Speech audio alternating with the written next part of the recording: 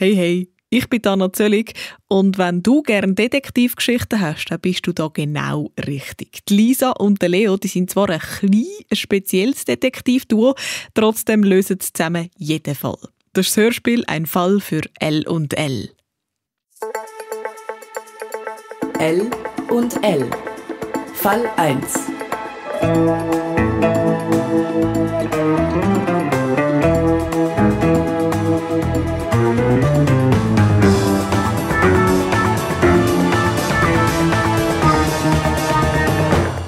David H. verschwindet.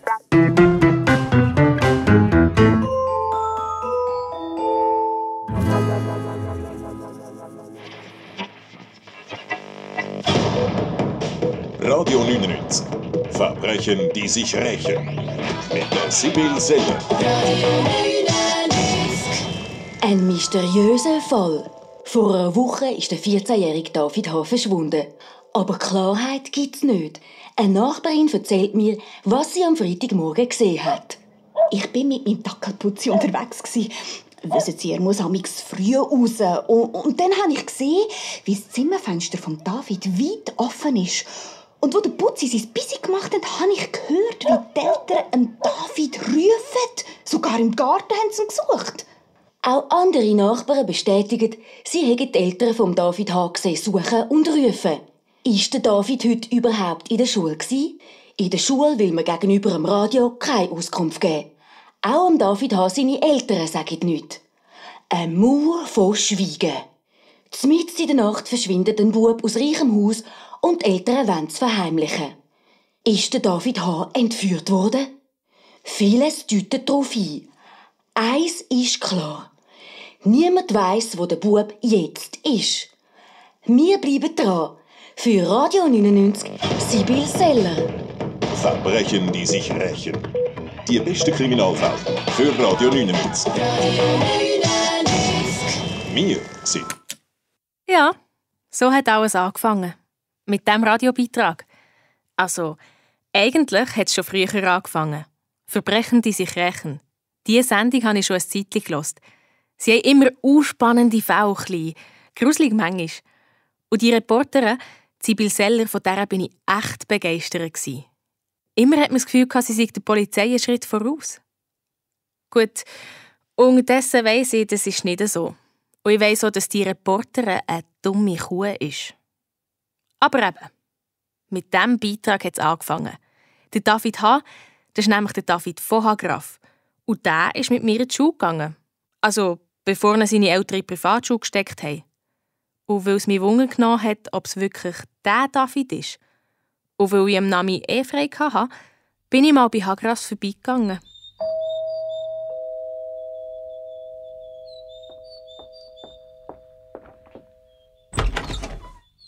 Lisa, grüß dich. Grüß, Frau Hagraf. Von Hagraf? Ja. Was machst denn du da? Von Hagraf, ja. Excuse, ist der David rum? Wieso fragst du? Er hat noch ein Buch von mir, also eigentlich von einer Freundin von mir, aber ich soll es eben zurückgeben. Wie heisst's? Ich kann das rasch holen. Irgendetwas zu den Pharaos. Ist er in dem Fall nicht rum? Nein.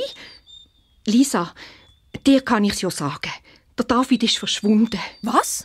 Seit 2 Tagen nicht mehr auftaucht. Wieso?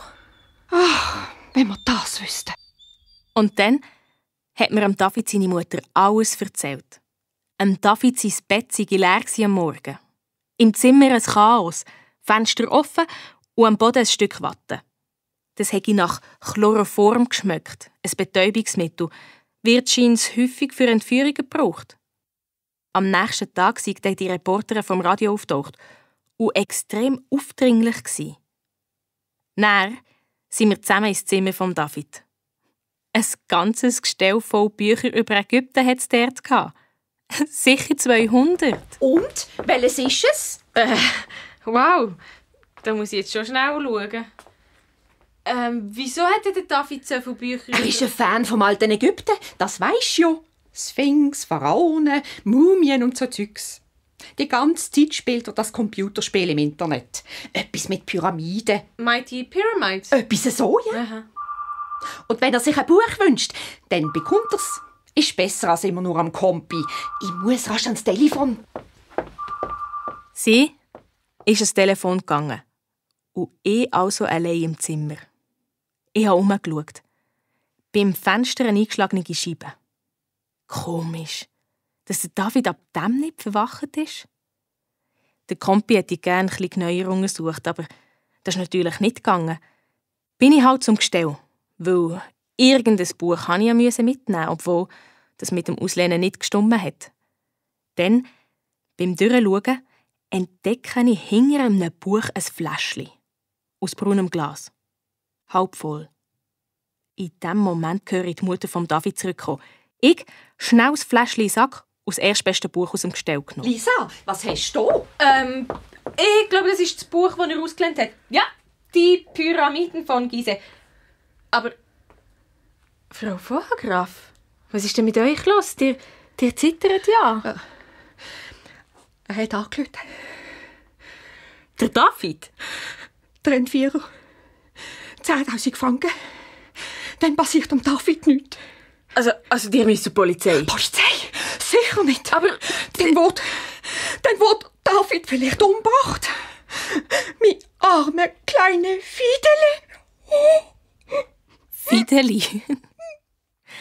Wenn es nicht so ernst gewesen wäre, hätte ich laut rauslachen. Ich habe mit der Frau Vogelgraf noch einen Tee genommen und sich ein bisschen beruhigt. Und dann hat sie noch etwas gesagt, das mich hellhörig gemacht hat. Dass wir dem Müller schon noch Anstand beibringen. Aber erst, wenn der David wieder da sei. Sie hat das Gefühl, dass sie den Entführer kenne. Der Leo Degar Müller, ein ehemaliger Angestellter der Fabrik von David, seinem Vater. Nach der Pensionierung war er bei ihnen Gärtner.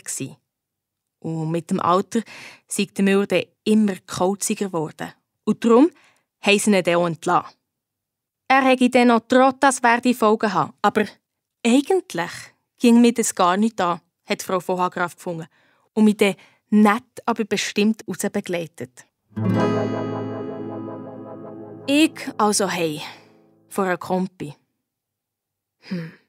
Vielleicht weiss ja die Reporterin unterdessen mehr. Sibyl Seller. Oder ich kann ihr mit meinen Infos weiterhelfen. Lisa, stell jetzt mal den Kompi ab. Oh, typisch meine Mehr. Sie hängen die ganze Zeit vor dem Fernsehen. Beim Wäsche zusammenlegen, beim Glätten. Manchmal sogar beim Schlafen. Aber ich soll nicht am Kompi hocken, wo mir wenigstens etwas Schlaues macht. Auf jeden Fall, ich der Reporterin ein Mail geschrieben. Habe Infos zum Fall David H. Treffen morgen um 16 Uhr im Café Royal. Kurz darauf kommt die Antwort. Werde da sein. Und sie war auch wirklich dort. Grüß euch, Frau Seller. Hoi du. Was willst du denn, junge Dame? Also ich bin Lisa und ich habe eben... Ach, du kennst mich sicher noch aus meiner Fernsehsendung «Die lustigsten Tiere der Welt». Ja, schon, aber eigentlich habe ich... Ja, bist du ein bisschen Scheuchs? Willst du ein Autogramm? Warte, ich habe glaube noch eine Karte im Täschchen. Ja, also ich bin... Wie heisst du? Lisa. Ich habe ein Mail geschrieben. Für Lisa. Weisst Lisa, ich kann nicht immer alle Mails von meinen Fans beantworten. So. Da hast du das Autogramm. Ja, merci, das ist unnötig. Und aber jetzt musst du mich sein lassen. Weisst, ich bin nämlich nicht zum Gespass da, sondern in einer Recherche. Ah ja? Tschüssli. Mir hat es die Sprache verschlagen. Hey, behandelt mir die Reporterin doch wie ein Kind. Wie irgendein dummer Fan. Hey, was meint ihr eigentlich, wer sie sei? Ich bin schnurstracks aus dem Kaffee rausgestürmt und hey. Schlitz die Türe nicht immer so, Lisa! Hässig bin ich ins Zimmer und habe mir die Sache noch mal durch den Kopf lassen. Wie konnte ich mir nur einreden, dass die Reporterin mit mir zusammen den Fall lösen würde? Und dann habe ich mir geschworen, dass ich es dieser blöden Reporterin zeigen werde. Und der David vor ihren Fingern. Am nächsten Tag habe ich beschlossen, mir den Herrn Müller, der ehemalige Gärtner von Hagrafs, mal ein bisschen genauer anzuschauen. Mein Kompi hat mir gesagt, wo er wohnt. Es war ein kleines Reihenhaus, schon ziemlich alt, grau gestrichen, mit grünen Fensterläden und hat ziemlich verlassen ausgesehen. Ich mal läuten. Aber niemand hat aufgemacht. Und dann bin ich einfach mal ums Haus herum, auf der Suche nach einer Spur von David. Plötzlich höre ich ein Winseln aus dem Kauerfenster. «Der David!» habe ich gedacht. Knebelt und gefesselt. Ich zum Kauerfenster und habe es mit einer Schaufel aufgedrückt. Und dann bin ich durchs Fenster hineingekrochen.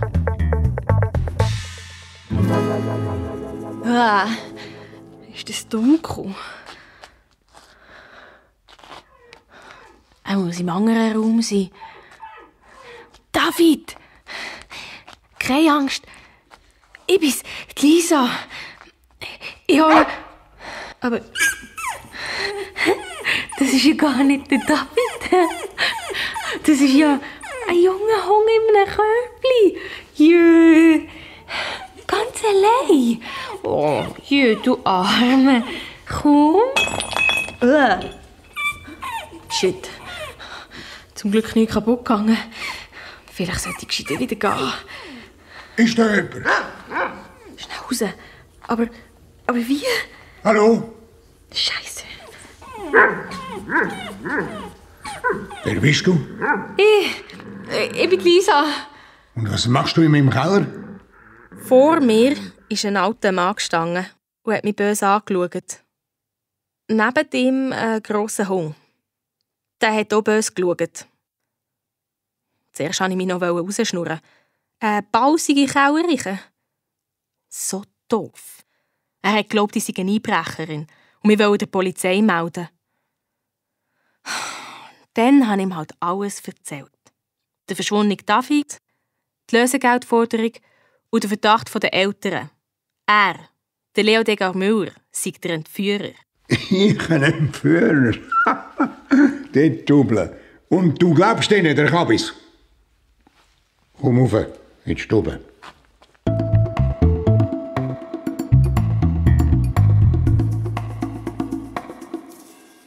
Der Leo Degar Müller hat sich ein Bier aus dem Kühlschrank genommen und mir ein Glas Sirup angestellt. Steinhässig war er. Er hat mir erzählt, wie er sein ganzes Leben lang beim David seinen Eltern gearbeitet hat, in der Fabrik und er als Gärtner, und wie sie ihn ausgenutzt haben. Zu einem miserablen Lohn. Ja, und dann bin ich einmal explodiert und habe gesagt, sie seien verreckte Halsabschneider und noch anderes, was ich vielleicht gescheiter nicht gesagt hätte. Der Sirup ist super. Was ist das für eine Sorte? Zwetschgensirup, hast du noch nie gehabt, gell? Mhm. Jakob Sitz. Das ist der Jakob, Mutter vom Kleinen. Eine Mutter, die Jakob heisst? Ja, bis vor kurzem war er auch noch nicht Mutter, sondern ein Männchen. Habe ich wenigstens gemeint. Aber dir, wieso ist denn der junge Hund im Keller? Das musst du Jakob fragen, sie will das so. Aber jetzt musst du mal erzählen, der David ist entführt worden. Genau. Auf jeden Fall sieht es so aus. Im Zimmer ein riesen Puff, die Scheiben draussen und... Und was? Und das Fläschchen da habe ich gefunden. Wisst ihr, was da drinnen ist? Zeig mal. Oh, das wird mir ja gerade ein bisschen schwindelig. Das schmeckt... Warte mal. Das schmeckt nach Chloroform. Chloroform? Die gleiche Betäubungsflüssigkeit, die auch Arwatte im Zimmer von David war. Das habe ich dem Herrn Müller aber nicht gesagt. Irgendwie bin ich doch nicht ganz sicher, ob ich ihm trauen kann. Immerhin, er war nett und hat gesagt, dass mit dem Kauerfensterbringen schon wieder in Ordnung. Und ich soll ihm doch einfach Leo Degar sagen. Wieder die Hause habe ich gehirnet. Fragen über Fragen. Wieso versteckt der Entführer das Chloroform im Büchergestell von David? Hat der David seine Entführung nur vorgetäuscht? Aber wer hat das Lösegeld verlangt? Hey, wieso siehst du wieder so scheisse aus? Darf ich vorstellen, mein schwieriger Brütsch. Er ist ein Jahr jünger als ich, aber manchmal habe ich das Gefühl, es seien etwa 10. Das Einzige, was er wirklich gut kann, Nerven. Lisa, ich sage das jetzt zum letzten Mal. Eben, das Lösegeld. Hat euch jemand, der den Beitrag im Radio gehört hat, einfach mal bei Hagrafs angerufen und Lösegeld verlangt? Ich habe mich noch mal bei den Eltern von David gemeldet. Vom Hagraf? Grüße, Frau von Hagraf. Lisa hier. Ist der David wieder rum? Lisa? Nein, wir wissen immer noch nicht, wo er ist. Aber heute am Abend am 11 Uhr ist die Übergabe vom Lösegeld. Mein Mann geht... Was? Woher denn? Das kann ich dir nicht sagen. Ich hoffe nur, es wird alles wieder gut. Aha. Aber hört, könnte es nicht auch sein, dass der David seine Entführung vorgetäuscht hat? Ich meine, Lisa, jetzt geht deine Fantasie mit dir durch. So etwas will mein Fiedeli nie machen. Nie im Leben. Mein Fiedeli... Das war ja nur eine Idee. Also, Geldübergabe ist im Burgparkhaus, hat er gesagt. Beim Denkmal im Park. Und aha, beim Denkmal im Park? Oh nein. Ach, Lisa, ich bin so nervös. Das Einzige, was ich mir wünsche, ist, dass mein kleiner Fiedeli wieder da ist.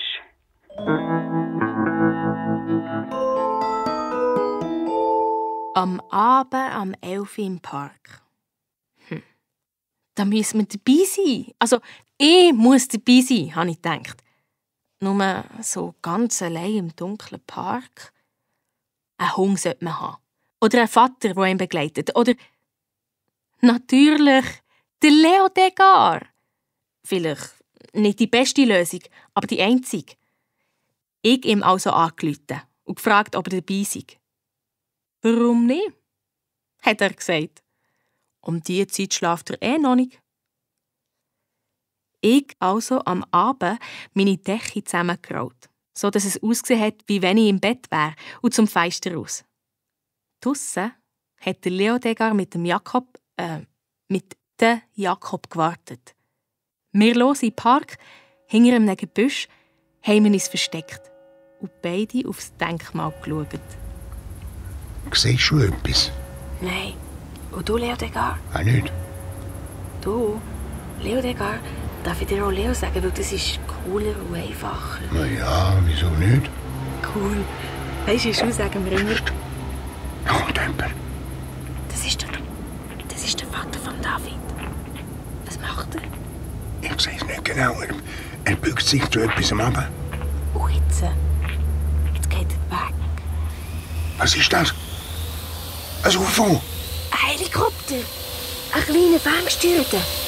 Er kommt auf mich zu. Ich gehe ihm nachher. Ich bin ihm nachgespurtet, bis zur Parkmauer. Keine Chance. Der Heli ist über die Parkmauer davongeflogen mit den 10'000er-Nötchen, die der Herr Hagraf reingestopft hat. Ich gehe also wieder zurück zum Leo. Und dort war die Hölle los. Ich schwöre, ich habe mit der Entführung von David nichts zu tun. Aha, Sie sind sicher nur zufällig in der Nacht in dem Park, Herr Müller. Herr von Hagraf, ich habe ihn mitgenommen. Lisa, ich glaube nicht, dass der Herr Müller der Entführer ist. Er hat den Helikopter nicht gesteuert. Das heisst noch lange nicht, dass er nicht in diese Sache verwickelt ist. Hören Sie, Herr Müller, wenn unser David bis Mondsabend nicht wieder auftaucht, dann gibt es eine Anzeige bei der Polizei. Ist das klar, Herr Müller? So doof. Jetzt habe ich den Leo erst recht in diese Sache hineingezogen. Aber es ist noch dümmer gekommen. Guten Abend miteinander. Da hat sich ein schönes Grüppli versammelt. Nein. Frau Seller, was machen denn Sie da? Das würde ich Sie auch gerne fragen, Herr von Hagraf, wenn ich das nicht schon selber wüsste. Eins ist klar, Ihr Sohn ist entführt worden. Oder behauptet Sie immer noch, ich hätte das alles erfunden? Frau Seller, ohne Anwalt rede ich nicht mit Ihnen. Keine Ahnung, wie die doofe Reporter von dieser Geldübergabe erfahren hat. Auf jeden Fall habe ich gemerkt, dass auch sie an diesem Fall noch dran ist. Am nächsten Morgen ist zum Glück eine Doppelstunde Turnen ausgefallen. Ich also zur Privatschule von David gegangen, um mit seinen Kollegen zu reden. Aber das war gar nicht so einfach. So eine Privatschule für Diplomatenkinder und so ist bewacht. Und mehr wollte der Wachmann nicht reinlassen. Habe ich halt dem Leo angerufen. Er soll seinen besten Anzug montieren und schnell kommen. Wow, war der rausgeputzt? Und er hat der Leo den Wachmann abgeputzt. Was fällt Ihnen eigentlich ein, meine Enkelin reinzulassen? Eine zukünftige Abgängerin von Ihrer Schule? Wir rein. Der Leo zum Rektor hat so getan, als würde er mich in dieser Schule anmelden. Ich bin unterdessen auf dem Pausenplatz umfragen, wer den David kennt. So bin ich auf den Pascal gekommen. Du bist also eine Kollegin von David? Ja. Er hat aber gar nicht etwas von dir erzählt. Weißt du, wieso der David seit fast einer Woche nicht mehr in die Schule kommt? Ja, also, seine Eltern haben ihn auf eine Geschäftsreise mitgenommen. Das hat er sicher der David erzählt, oder? Nein, der Lehrer. Schau, wenn du wirklich ein guter Freund bist von David, dann sag mir, hat ihn in letzter Zeit irgendetwas beschäftigt? Ja, das auch nicht, aber... Ja, sein Pyramidengame natürlich. Aber das hat er ja immer gespielt. Ja, und sonst? Ja, seine Eltern, mit denen hat er es, glaube ich, wirklich gar nicht gut gehabt. Aber auch das ist nichts Neues. Und ihre Schule? Ja, ich glaube, ein paar hat es genervt, dass er immer überall seine ägyptischen Schriftzeichen angemalt hat. Aber sonst... Ja, natürlich. Die Anna. Frag doch die Anna. Wer ist die Anna? Seine Ex. Es ist Zeit geworden für ein Gespräch unter Frauen. Nach der Schule bin ich zu dieser Anna. Ja, der David ist schon ein Netter, aber hat ein bisschen einen Sprung in der Schüssel. Wieso denn? Das Ägypten-Zeugs. Immer geht es um Pyramiden und Mumien und so. Sogar in seinen Briefen. Der David hat dir geschrieben? Mhm. Ja, was denn? Ja, halt was man so schreibt in einem Brief. Findet ich mega süß und so. Er hat einfach nicht aufgegeben. Hast du die Briefe noch? Nein. Das heisst, ja, den letzten habe ich noch. Darf ich den mal sehen? Ja, warte mal.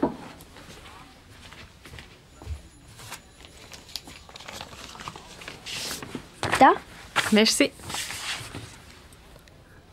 An Heteferes. Wieso Heteferes? Wer ist das? Keine Ahnung. Wahrscheinlich eine ägyptische Göttin oder eine Mumie oder so. Ich habe ja gesagt, er spinnt. Der hat mit so komischen Zeichen unterschrieben. Zeig mal. Keine Ahnung, was das soll heissen. Darf ich das abzeichnen? Ja, sicher. Die komischen Zeichen waren ein Spazierstock, ein Kreuz auf einem Kreis, eine Schlange auf einem Küssi und ein junger Vogel. Ich bin gerade zum Leo und habe ihm gezeigt, was ich abgezeichnet habe. Er hat gemeint, das sei wahrscheinlich ein Name in altägyptischer Schrift. Der Vogel, hat er behauptet, sei eine Wachtel. Und wir lesen es entweder als W oder U. Er hat sogar ein Buch über Hieroglyphen. Und dann haben wir zusammen versucht, die Zeichen zu entziffern. Also was aussieht wie ein Spazierstock, liest man als ein S. S. S. Und dann die Schlange auf dem Küssi? Das ist kein Küssi, sondern ein Maul. Und die Schlange da ist warte. Ein Hornfipper. Also ein F und ein R. Aha. Das macht der S irgendetwas Frau. Jawohl, und das irgendetwas ist das Zeichen für Nefer. Also Snifferfrau? Senefru oder Snofru, das ist ein ägyptischer Pharao. Der David hat also als Senefru oder als Snofru unterschrieben.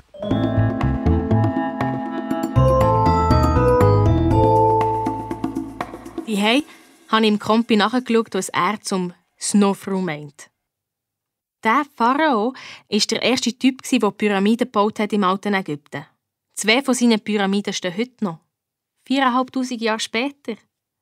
Und Snofru, seine Frau, hat Heteferes geheissen. Alles klar. Darum hat David der Anna Heteferes gesagt. Lisa, stell jetzt mal den Kompi ab! Ich musste einfach noch weiter umsurfen. Irgendwann bin ich auf die Internetseite von dem Computerspiel gekommen. Mighty Pyramids. Das Spiel, das David immer gespielt hat. Da hat es ein Forum, wo die Spieler miteinander diskutieren. Und jetzt hat es bei mir Klick gemacht. Ich habe nach dem Namen Snofru gesucht. Und tatsächlich, ein Benutzer hat Snofru geheissen. Gut. Ich habe mich also bei diesem Forum angemeldet. Lisa, ich sage das jetzt zum letzten Mal. Es war spät. Ich musste sowieso auf die Bestätigung von meiner Anmeldung warten. Also habe ich meine Untersuchungen auf den Morgen verschoben.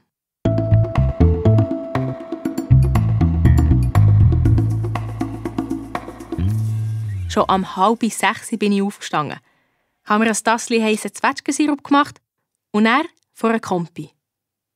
Jetzt konnte ich mich einloggen im Forum und sofort gesehen, dass Snofru ist tatsächlich der David. Sein Profilfoto war nämlich sein Büchergestell. Dann habe ich gesehen, dass der David mit dem Benutzer Huni hin und her geschrieben hat. Viele haben sie über eine Knickpyramide geschrieben. Das ist eine Pyramide vom Pharao Snofru. In der unteren Hälfte ist sie steil gebaut und oben eher flacher. Sie hat also einen Knick in der Mitte.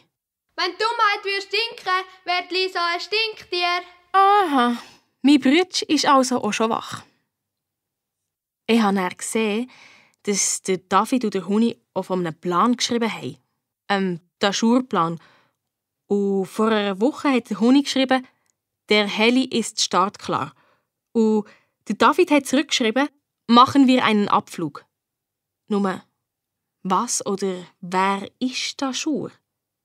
Eine Totenstadt in der Wüste von Ägypten, hat der Kompi gemeint. Und was steht da Schur? Die geknickte Pyramide. Ein Heli, ein Abflug und eine Stadt in Ägypten. Alles klar. Der David hat seine Eltern erpresst und mit dem Geld will er oder Huni auf Ägypten. Beim Profil von dem Online-Freund von David hat so eine Mailadresse gehabt. Ich also ein Mail rausgelassen. Lieber Huni, weißt du, wo David steckt? Ich würde ihn gern sehen. Lieber Gruß, Lisa. Eine Freundin von David. Und abgeschickt.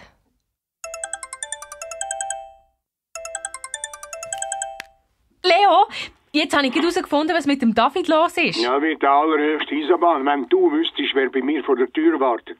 Aber was ist mit dem David? Der David hat mit einem Kollegen seine Eltern erpresst und will mit dem Geld auf Ägypten fliegen. Donnerscheiben, wo ist er jetzt? Das weiss ich eben nicht. Und bei dir, Leo? Die Polizei vor der Tür? Ja, schlimmer. Die Reporterin vom Radio.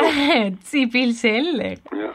Sie sitzt in ihrem Auto und wartet darauf, dass ich rauskomme. Was soll ich machen? Laufst du im Quartier rum, dann hat sie etwas zu tun. Aha, sehr lustig. Warte, jetzt kommt die Antwort vom Kollegen von David. Nichts vor.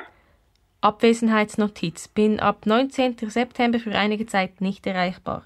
Der 19. Das ist ja heute. Hauen Sie also heute auf Ägypten? Klar, von dem haben wir ausgehen. Der David und sein Internetkollege auf dem Weg nach Ägypten. Ich sofort nachgeschaut, wenn der nächste Flug nach Kairo geht. In 2 Stunden, hat der Kompi gemeint. Also, ab am Flughafen. Aber ohne Leo. Die Reporter konnte ich nicht auch noch brauchen. Als ich angekommen bin ich sofort losgesprintet, zum Check-in. Hoffentlich ist der David noch nicht an der Zollkontrolle vorbei, habe ich gedacht. Auf der grossen Tafel Kairo schaut 23 bis 25. Und dann habe ich ihn gesehen. David, hey! Was machst du da? Lisa? Ich gehe in die Ferien. Allein? Nein, mit meinem Cousin, Mario. Hoi Lisa. Das Zweite. Wie alt ist denn dein Cousin? 17. Ja weisst, David, sein Vater, ist schon zu Kairo. Und er holt uns dort ab. Aha, er zahlt doch ja die Reise, hä? David, Mario. Oder soll ich sagen, Snofru und Huni? Ah Mann, hast du dir verraten? Sicher nicht. Und ihr müsst halt aufpassen, was ihr im Internet über eure Pläne schreibt. Also, was soll das? Seit 2 Jahren sage ich meinen Eltern, ich will auf Ägypten, zu der Knickpyramide. Aber die gehen immer nur auf die Malediven. Badeferien. So langweilig. Jetzt gehen wir halt selber. Und für die Knickpyramide hast du deine Eltern erpresst. Du holst jetzt ab auf Ägypten. Du hast doch wirklich einen Knick. David, komm jetzt, wir müssen einchecken. Egal, was ich gesagt habe, die beiden wollten sich nicht von ihrem Plan abbringen. Sie sind in der Schlange beim Check-in gestanden und ich hatte nur noch eine Idee. Jetzt sofort die Mutter von David anrufen. Wo ist der David, Lisa? Das kann ich Ihnen nicht sagen, Frau Graf. Aber wenn ihr wollt, kommt er schon heute wieder heim. Die müssen nur eins versprechen.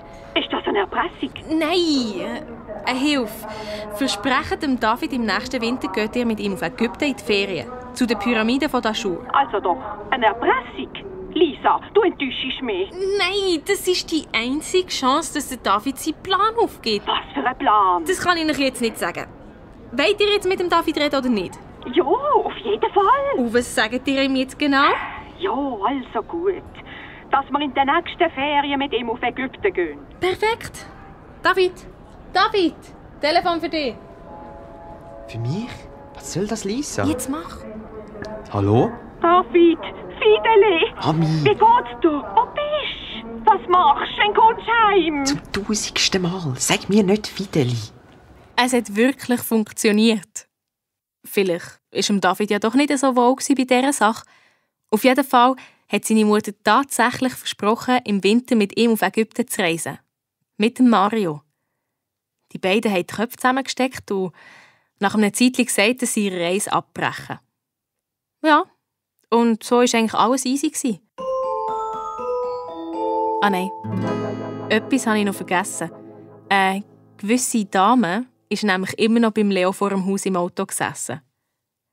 Darum habe ich David gefragt, ob er mir einen Gefallen macht. Dem roten Auto? Und wie heisst sie schon wieder? Sibyl Seller. Aber das ist egal. Frag einfach nach dem Leo Degar Müller. Leo Degar Müller. Okay.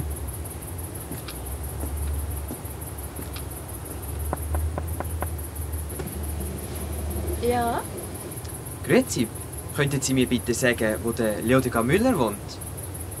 In dem Haus da mit den grünen Läden. Merci vielmals. Adieu. Bitte? Wieso willst denn du das? Aber nein, das gibt's doch nicht. Das ist doch der... bist du der David? Hallo David, wart! Hey! Merci David. 1:0 für uns.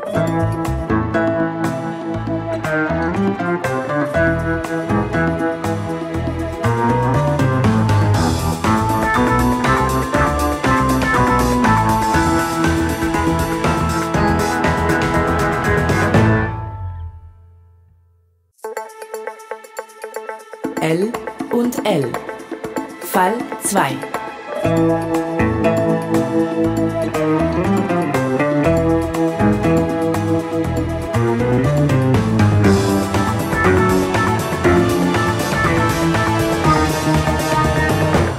Die Vampirbande.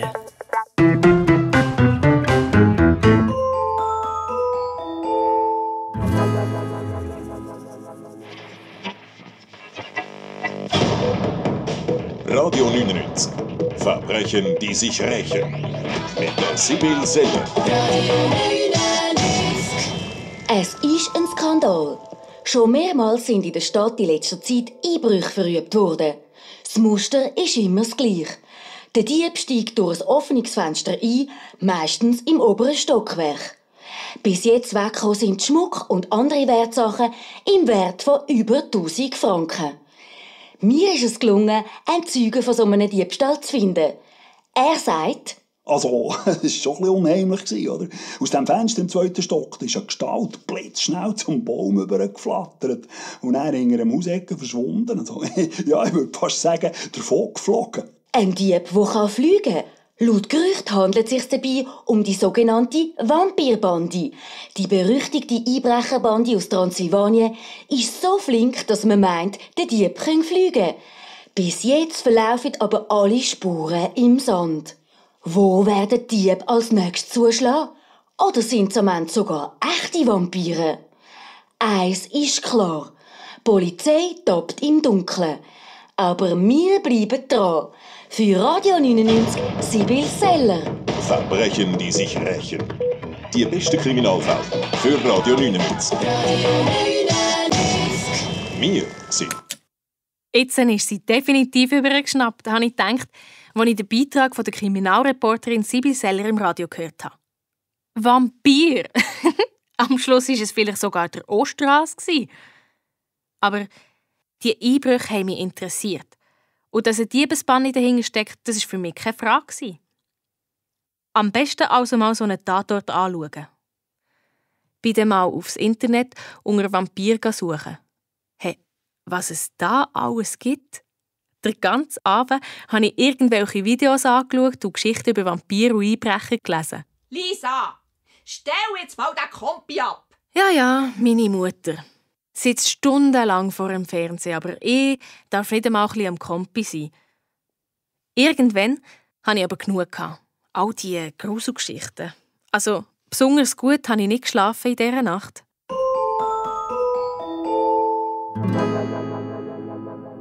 Am nächsten Tag bin ich mal beim Leo vorbei. Er hätte mir ja auch schon weiterhelfen können. Vielleicht weiss er etwas über Vampir. Und bei ihm gibt es den besten Sirup der Welt. Voilà, ein Glas Zwetschgensirup für die junge Dame. Also, und jetzt sag, wo drückt der Schuh? Keine Schuhe, ein Vampir. Du, Leo, hast du schon mal etwas von einer Vampirbande gehört? Hast du viel Fernsehen geschaut? Ich schaue doch nicht Fernsehen. Meine Lieblingsvideos gibt es alle im Internet. Oh, das Scheibe Internet. Das ist doch alles Kabis. Aha, du hast Erfahrung. Nein, das tue ich mir nicht an. Das Handy lange mir. Mit Internet? Ja, was denkst du? Nur zum Telefonieren. Und letztes Jahr habe ich einen Kurs gemacht. Jetzt kann ich sogar SMS schreiben. Wow. Also, was gibt's? Im Radio ist ein Bericht von einer Bande, die Einbruch macht in der Stadt. Der Reporter behauptet, eine Vampirbande stecke dahinter. Aha, um das geht's. Du willst es dieser Reporterin wieder mal zeigen? Ja, nicht unbedingt. Aber mal eigentlich schon. Ah. Bist du dabei, Leo? Dem Tossi zeigen wir's. Aber klaro. So sagt man doch das heute, oder? Klaro. Das hat mein Vater auch immer gesagt. Also voll veraltet. Aber easy. Eine heisse Spur haben wir nicht gehabt. Immerhin hat der Leo erzählt, dass es schon früher mal eine Einbrecherbande gegeben hat in der Stadt. Die hat sich am Tag im Wald versteckt, und zwar im Schattental, eine dunkle Schlucht mit vielen Bäumen. In diesem Tal hat es eine Höhle, und in dieser Höhle waren dann die Einbrecher. Grosse Hoffnung haben wir nicht gehabt, dort etwas zu finden, aber trotzdem sind wir mal los. Der Leo musste mit seiner Hündin voraus. Übrigens, die heisst Jakob, wo er nicht gecheckt hat, dass es ein Weibli ist. Du, Leo, was ist das jetzt für eine Höhle da im Wald? Ja, wie gesagt, da hat man früher das Eis drinnen gelagert. Das Eis? Voll? Jawohl. Beizen zum Beispiel oder Metzger haben dann Eisblöcke gekauft, um ihre Sachen drinnen kühl zu behalten im Sommer. Ist sie denn so gross, die Höhle? Ja, schon ziemlich. Siehst du, dort vorne ist sie. Bei dieser Sandsteinwand.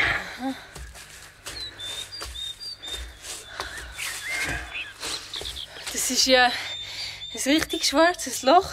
Ja. Wie jetzt gehen wir da rein? Wir? Du willst den Fall lösen, also musst du in die Höhle. Nein.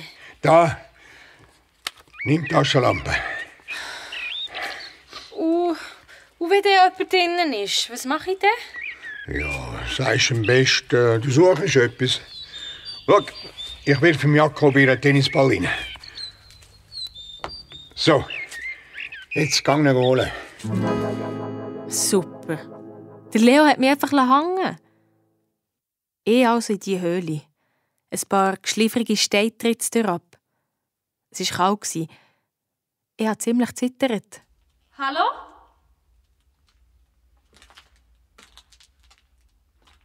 Hallo? Ist da jemand? Nein. Leer, niemand. Kann ich eigentlich wieder raus? Gibt es halt einen neuen Tennisball für Jakob? Ah. Hallo? Wer bist du? Ich? Lisa, aber wer seid ihr? Blend mich nicht, Dummskopf. Sorry, aber es ist schon ein bisschen dunkel. Ja und? Hat niemand gesagt, du sollst reinkommen? Wollt ihr da auf dieser Matratze mit diesen paar Schachteln? Das geht dich nicht an. Und da im Ecken, was ist das? Ein Käfig? Schlaues Mädchen. Für was? Für kleine, freche Kinder wie dich. Bleibt stehen oder rufen, mein Freund.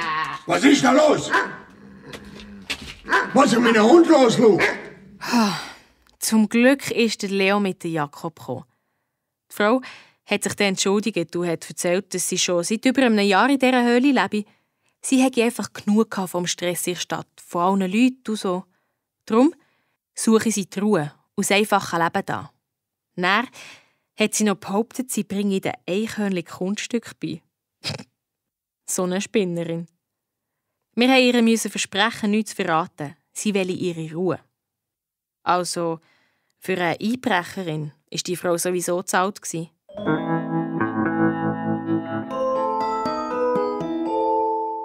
In den nächsten Tagen ist mir diese Sache mit diesen Einbrüchen nicht aus dem Kopf. Ich konnte mir das einfach nicht ganz zusammenreimen. Und dann noch ein Mathe-Test. Voll verhauen. Zu viel überlegt, zu wenig gelernt. Ich habe Leo so voll gejammert, dass er mich aufheitern wollte. Eine Überraschung, hat er gesagt. Und das war es dann auch. Was haben wir gemacht? Wir sind in Zirkus. So uncool. Ich bin doch kein kleines Kind mehr. Ich habe aber nichts gesagt. Der Leo hat es ja nur gut gemeint. Fantastisch, was der Oster zeigen kann. Aha. Das ist doch einmal etwas anderes als das Internet, oder? Viel weniger spannend. Was hast du da? Oh, schau da, jetzt kein Klön. Der dumme August rennt voll in die Posten rein. Findest du gut Klön, gell? Aha. Als Kind wollte ich auch immer wegen der Klöne in den Zirkus. Ja, ohne Klön wäre der Zirkus noch halb so gut. Hast du gesehen, jetzt ist er schon wieder in die Posten. Das mit dem Pfosten hat der Klon dann noch etwa 10 Mal gemacht. Und nach der Pause wäre noch ein Auftritt von einem Zauberer gekommen. Aber der ist abgesagt worden. Der Leo hat in der Pause zufällig mitbekommen, dass der Affe vom Zauberer nicht rum sei. Das hat mich viel mehr interessiert als die Lama-Dressur im 2. Teil. Ein verschwundener Affe? Vielleicht ein Fall für mich? Hat der Leo überschnurrt, dass wir nach der Aufführung mit dem Zauberer reden. Sein Wohnwagen haben wir schnell gefunden. In riesigen Buchstaben steht darüber «Der grosse Serini und Pepito». Aha, Pepito. So hat der Affe so geheissen. Der Leo hat geklopft und ein kleiner, grauhaariger Mann hat die Türen aufgetan. Der Zauberer, der grosse Serini, hat gesagt, wir sollen in den Wohnwagen hineinkommen. Und dann hat er erzählt, was passiert ist. Sein Affe, der Pepito, sei einfach plötzlich verschwunden. Der Käfig sei aufgebrochen. Das Schloss war durchgesagen. Und der Pepito weg. Einfach weg. Sie könnten doch auch ohne Affe auftreten. Ach, das verstehen Sie nicht. Der Pepito ist nicht einfach ein Affe, sondern ein sehr besonderer. Er ist perfekt dressiert und spielt in meinem Zauberprogramm eine ganz wichtige Rolle. Was genau macht der Pepito? Er hilft bei meinen Zaubertricks. Ja, aber mehr kann ich nicht sagen. Kein Zauberer verratet seine Tricks. Und wenn wir helfen, den Pepito wieder zu finden? Ihr, ein kleines Mädchen und ein alter Mann. Hey! Also bitte, Sie sind auch nicht mehr der Jüngste. Ja schon, aber nicht einmal die Polizei hat mir bis jetzt helfen. Der arme Pepito. Wenn ihm nur nichts passiert. Der grosse Serini. Ein Häufchen Elend. Aber wer nicht wollte, habe ich gedacht. Immerhin hat er mir dann noch eine DVD geschenkt. Die besten Tricks vom grossen Serini und Pepito. Hat mich nicht brennend interessiert. Und darum ist die DVD bald unter anderem Zeugs auf meinem Pult verschwunden. Und sowieso, der Vampirfall ist dann wieder aktuell geworden. In der Schule haben Kinder behauptet, bei der Burg Grauenstein hätten wir einen Vampir gesehen. Jemand hat sogar ein Bild auf dem Handy von einer Webcam von der Burg. Man hat aber nur eine unscharfe, dunkle Gestalt gesehen. Ich nach der Schule gerade mal los zu der Burg. Sie steht auf einem kleinen Felsen und drinnen hat so ein kleines Museum mit so Ritterrüstungen, Kanonen und anderem alten Schrott. Haben wir in der 3. Klasse mal anschauen. Die Frau, die dort arbeitet, heisst Museumspädagogin. Also, sie heisst Frau Fuchs, aber sie ist Museumspädagogin. Grüß dich, Frau Fuchs. Hallo, nimm doch Platz. Merci. Also, du interessierst dich für das Museum. Das ist aber schön. Also nicht direkt, vor allem für den Vampir. Ah, ja, der Vampir, gell? Ja, das ist eine spannende und eine geheimnisvolle Geschichte. Habt ihr den Vampir auch gesehen? Ich selber nicht. Aber weil mir zweimal jemand gemeldet hat, dass sich in der Nacht eine Gestalt auf der Burg umtreibt, habe ich die Webcam vom Museum auf die Mauer hier angerichtet. Und tatsächlich, in der nächsten Nacht hat sie eine Gestalt gefilmt, dort auf der Mauer oben. Ein Vampir? Ja, schau selber. Da habe ich ein paar Bilder von dieser Nacht.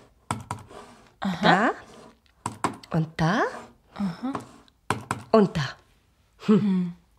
Es sieht wirklich ein aus wie ein Vampir. Wobei, also, scharf sind die Bilder ja nicht. Für das ist die Webcam nicht genug gut, gell? Wo hat ihr sie denn, die Webcam? Gerade da in dieser Kartonschachtel auf dem Fenstersims. Wieso in einer Schachtel? Damit sich die Kamera nicht spiegeln im Fenster, weisst. Und durch dieses Loch da macht sie alle 10 Sekunden ein neues Bild.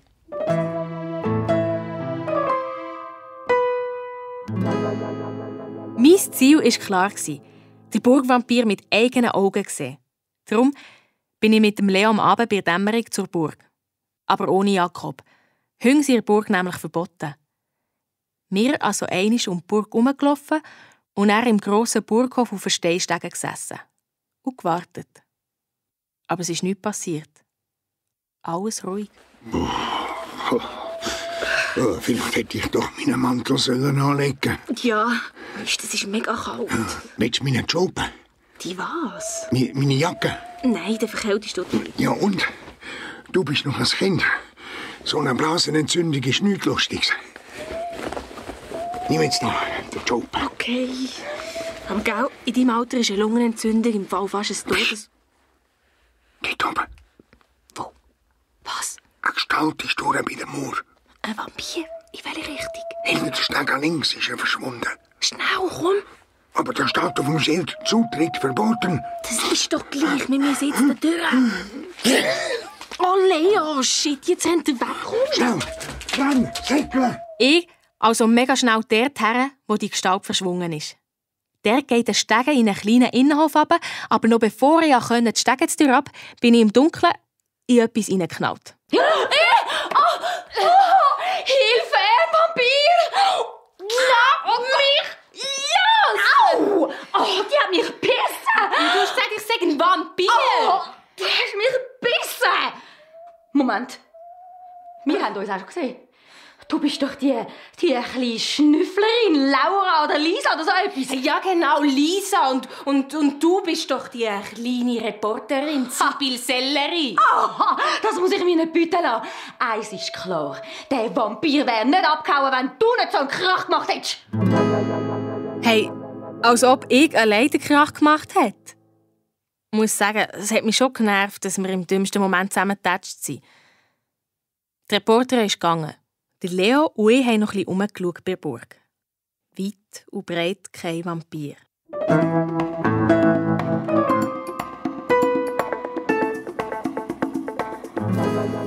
Diese Sache hat mir aber keine Ruhe gelassen. Darum bin ich am nächsten Tag noch mal zur Burg gegangen, habe die ganze Situation vom Abend vorher noch mal angeschaut. Etwas hat mir zu denken gegeben. Dort, wo der Vampir hingeflüchtet ist, im Innenhof, dort hat es nur eine Tür. Und die war abgeschlossen. Wie ist denn die Gestalt aus dem Innenhof einfach so verschwunden? Als ob sie davon geflogen wäre. Wie ein Vampir. Ich habe dann noch mal bei der Museumspädagogin hineingeschaut und ihr alles erzählt. Weisst, die Tür zum kleinen Hof ist immer geschlossen. Bist du sicher, dass die Gestalt, die du gesehen hast, in die Richtung gegangen ist? Ja, jetzt steigen die Tür ab zum Innenhof. Habt ihr nichts mit eurer Webcam aufgenommen? Nein, auf dem Moor war damals alles ruhig. Kommst du die Nacht wieder schauen? Hey, ich glaube es nicht. Ich kann mir mehr nicht immer sagen, ich gehe ins Basketballtraining. Mhm. Also, wow, ich bin plötzlich so müde. Weißt du? Komisch. So, jetzt gerade. Und sonst, Windli. Ist das Kind? Ist sie schon mächtig geworden? Maiti, wach auf! Eine kalte Lumpe, ja. Die Frau Fuchs ist aus dem Büro. Und das war genau die Zeit, die ich gebraucht habe für meinen Plan. Als sie zurückgekommen ist, habe ich die Falle für einen Vampir gestellt und bin wieder auf dem Stuhl gesessen. Frau Fuchs hat nicht gemerkt, dass mein Ohnmachtsanfall nur gespielt war. Daheim bin ich sofort vor einer Kompi und habe die Webcam vom Museum angewählt. Alle 10 Sekunden ein neues Bild. Ich wusste, wenn mein Plan funktionieren soll, kann das eine lange Nacht werden. Meine Mutter hat immer wieder gerufen, ich soll endlich ins Bett. Aber ich konnte nicht. Ich habe weiter auf den Bildschirm gestarrt. Mir ist verstrümmelig geworden. Lisa, ich sage das jetzt zum letzten Mal! Oh, das Mal hätte ich sogar wirklich gern gefolgt. Aber ich bin nicht mal aufs WC. Am 11:30 hat sich plötzlich etwas bewegt auf dem Bild. Und dann habe ich gewusst, wer der Vampir ist. Mein Trick mit dem vorgespielten Ohnmachtsanfall und der Falle für den Vampir hat tatsächlich funktioniert. Über eine Webcam eine verdächtige Person zu überführen. Schon ziemlich cool. Das musste ich gerade Leo erzählen. Lisa, bist du noch nicht im Bett? Nein, Leo. Los, ich weiss jetzt, wer der Vampir ist bei der Burg. Geht's noch? Du bist doch nicht allein zu der Burg. Nee. Ich habe eigentlich via Internet ermittelt. Die Museumspädagogin, die Frau Fuchsgau, die hat eine Webcam in ihrem Büro, die sie durchs Fenster auf die Burg gerichtet hat. Was? Ich habe einfach die Webcam gedreht, so dass sie statt der Burg das Büro filmt. Aha. Aber wieso hast du das gemacht? Ja, wegen der Schuhe. Was für Schuhe? Gestern Abend ist mir aufgefallen, dass bei dem Vampir auf der Burg unter dem Mantel etwas Gelbes verblitzt hat. Und dann habe ich gesehen, dass die Museumspädagogin gelbe Schuhe anhat. Donnerwetter. Und auf der Webcam sieht man, wie die Frau Fuchs ins Büro kommt, einen schwarzen Mantel aus dem Schrank nimmt und sich als Vampir verkleidet. Alles klar? Ja. Aber du, was ist eigentlich das Webcam? Ach, der Leo. Wenn es um Computer und so geht, ist er etwa so schlau wie ein Stück Brot. Egal. Ich habe das Bild ausgedruckt und bin am nächsten Tag zu der Museumspädagogin gegangen. Als ich das Bild von ihr als Vampir genommen habe, hat sie alles zugegeben. Ja, du hast recht. Ich habe mich als Vampir verkleidet. Aber mit den Einbrüchen habe ich nichts zu tun. Ja, das könnt ihr ja der Polizei erzählen. Aber Lisa, ich habe es nur fürs Museum gemacht. Fürs Museum? Ja, jedes Jahr haben wir weniger Besucher im Museum. Wenn das so weitergeht, verliere ich bald meine Stelle. Und als ich von dieser Vampirbande gehört habe, ist mir eine alte Geschichte in den Sinn gekommen, dass es früher mal Vampir hatte auf dieser Burg. Okay, das leuchtet ein, habe ich gedacht. Die Frau Fuchs war sowieso die meiste Zeit, die es Einbrüche gegeben hat, an einer Konferenz im Ausland. Also ein Schlag ins Wasser. Ziemlich deprimiert bin ich heim und aufs Bett gelegen. Die Einbruchserie ist irgendwie nicht zu lösen, hat es mir gedacht. Detektiv, primitiv, Detektiv, primitiv, he. So einen doofen Brütsch konnte ich auch noch brauchen. Im Frust habe ich angefangen, mein Pult aufzuräumen. Das mache ich sonst nie freiwillig. Dabei ist mir die DVD vom grossen Zauberer Serini in die Finger gekommen. Ich habe sie in die Kompi geschoben. Eine langweilige Sache.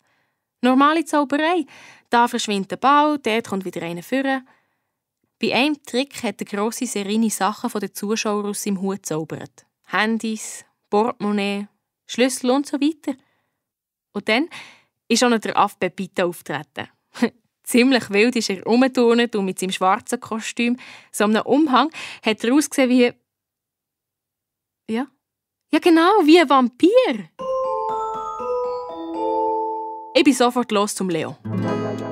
Lisa, bist du vom Aff gebissen? Von einem Vampir vielleicht. Nein, Leo ist doch klar.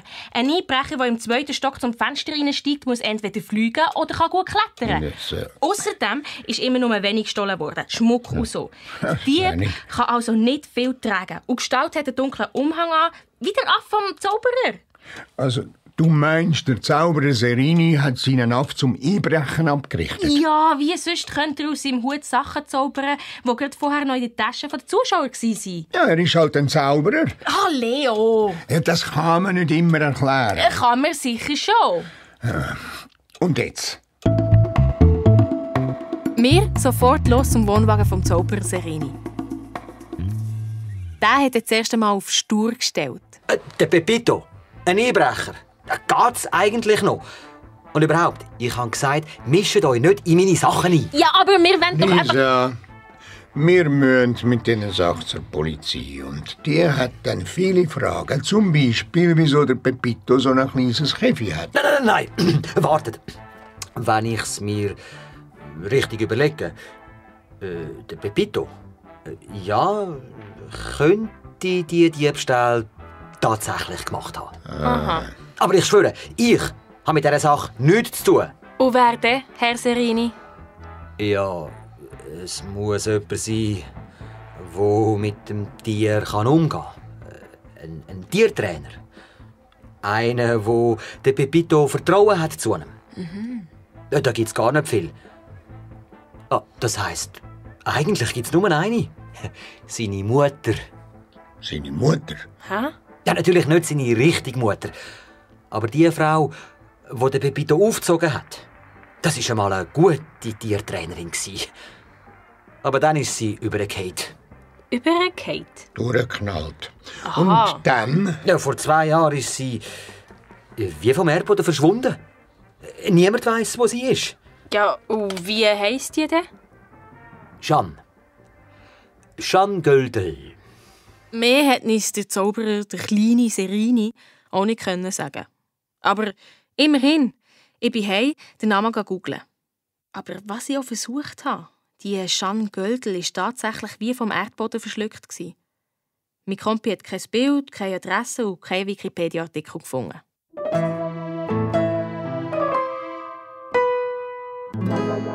Am nächsten Tag sind wir halt nochmal beim Zauberer vorbei. Herr Serini. Grüß dich. Gut, dass ihr vorbeikommt. Nehmt Platz. Ich habe nämlich in einem alten Programm ein Bild gefunden von der Trainerin von Pepito. Da, schauen Sie. Hey, Leo, aber das ist doch... Doch, das da ist der Pepito, da links. Stimmt. Das ist sie tatsächlich, Lisa. Ja! Die Waldfrau. Genau. Was? Sie kennen die Frau Göldl?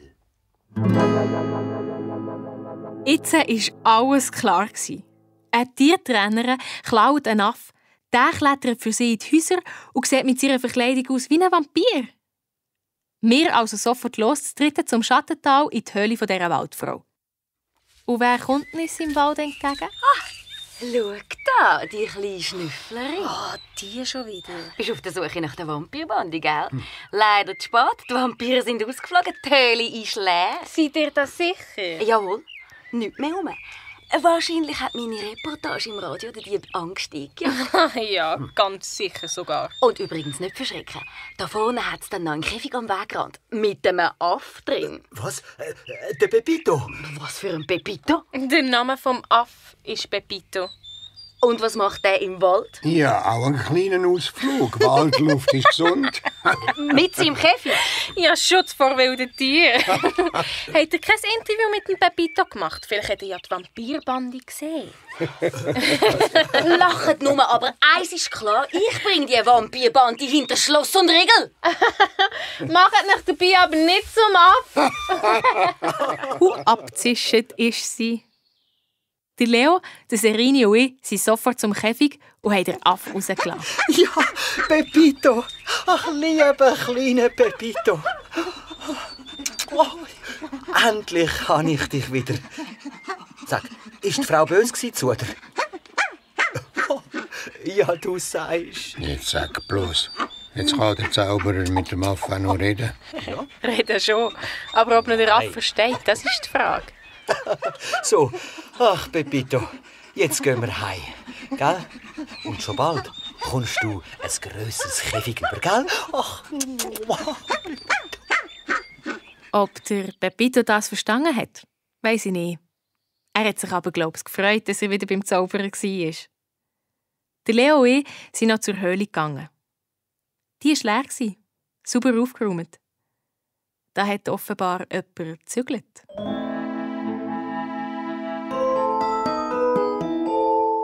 Einbrüche von der geheimnisvollen Vampirbande hat es keine mehr gegeben.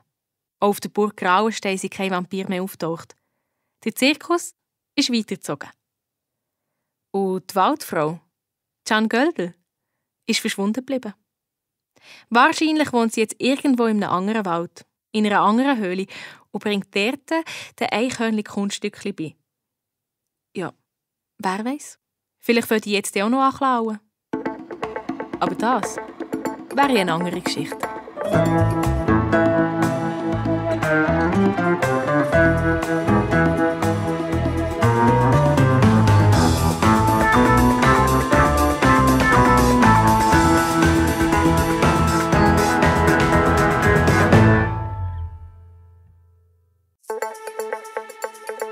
L und L.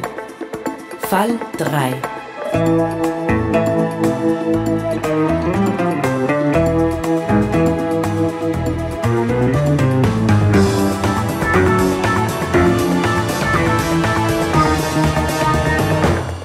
Enkelbetrug.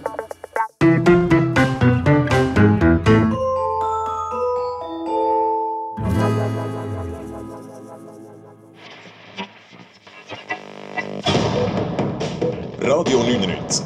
Verbrechen, die sich rächen. Mit der Sibyl Seller. Er kommt immer wieder vor. Der sogenannte Enkelbetrug. Gemeine Betrüger melden sich bei Senioren und behaupten, sie seien alte Bekannte. Eine entfernte Nichte zum Beispiel oder ein Enkelkind. Erneut ist es zu einem solchen Fall gekommen.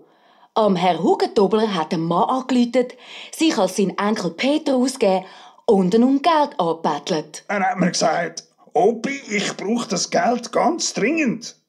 Und wenn ich dieser brutalen Bande nichts gebe, dann schlagen sie mich zu Tod. Hey, Jesus, habe ich Angst gehabt, Peterli. Der junge Mann, der angerufen hat, war nicht der richtige Peter. Das hat der Herr Hugentobler aber nicht gemerkt und darum sein Geld parat gemacht. 4000 Franken. Mehr habe ich gar nicht gehabt. Eigentlich hätte Peter ja 5000 wollen, oder? Und dann ist einer von dieser Bande gekommen und hat das Geld bei mir abgeholt. Und schon war der Herr Hugentobler um 4000 Franken ärmer gewesen. Eins ist klar, die Polizei hat noch keine Spur. Aber wir bleiben dran. Für Radio 99, Sibyl Seller. Verbrechen, die sich rächen. Die beste Kriminalfälle für Radio 99.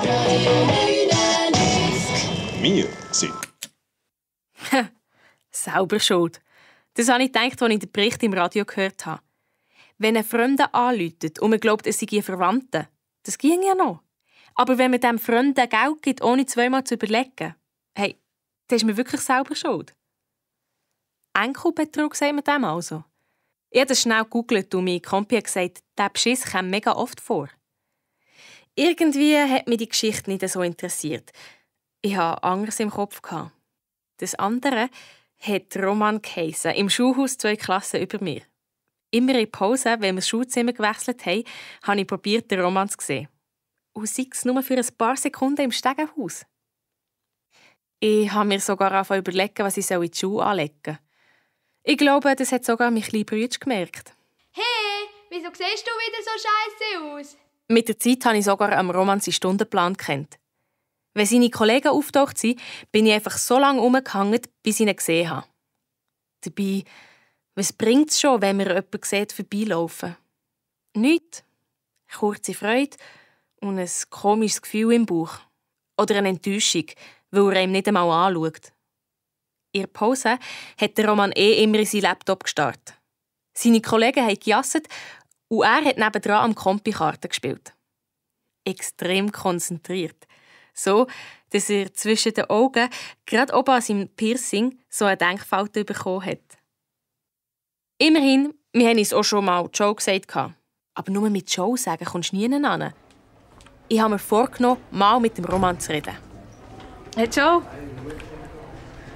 Hey. Joe, Roman. Ja, Lara, oder? Lisa. Oh, sorry. Easy. Ich hätte dir ja auch Ramon sagen oder so. Ja, also dann. Also. Was spielst du da eigentlich auf dem Kompi? Poker? Wieso? Interessiert sich? Ja, klar, sicher. Was ist es denn? Texas Hold'em. Aha. Das ist eine Poker-Variante. Ja. Aber ich kann das sonst mal... Hey, Roman! Ich kann dir den Link... Hey, wo bist du? Oh, ich muss jetzt leider gehen.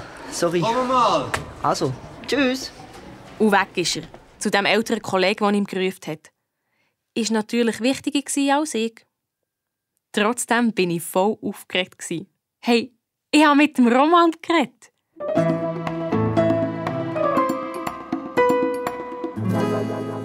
Die Heime habe ich abgecheckt, was das ist. Texas Hold'em. Und wir wollen die Pokerregeln merken. Aber hey, die sind unkompliziert. Hat halt der Leo daran glauben. Er hat mir nämlich erzählt, dass er mal früher mit Kollegen um Geld pokert hat.